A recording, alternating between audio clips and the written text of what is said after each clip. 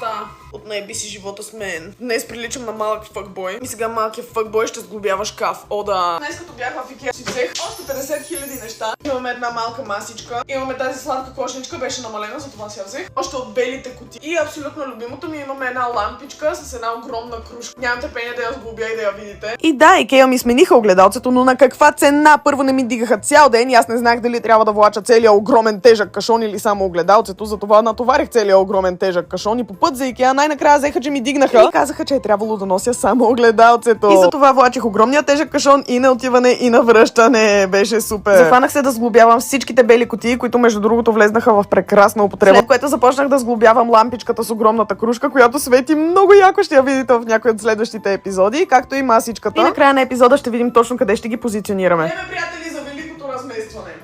Трябва да измислим всичките тези мебели, които съм си купила, как да ги наредя така, че да бъде най-ефикасно и най-много фъншуй, you know. Смятам да преместя шкафа, който току-що построих, ето там до хладилника, защото този метален хладилник ми харесва и предпочитам да се вижда възможно най-малко от него. Това ще се опитам да го скрия максимално с тази етажерка. Тази масичка с новата лампа ще отиде до там до това, но трябва да видим дали ще се свери стола, за да мога да сядам на масата.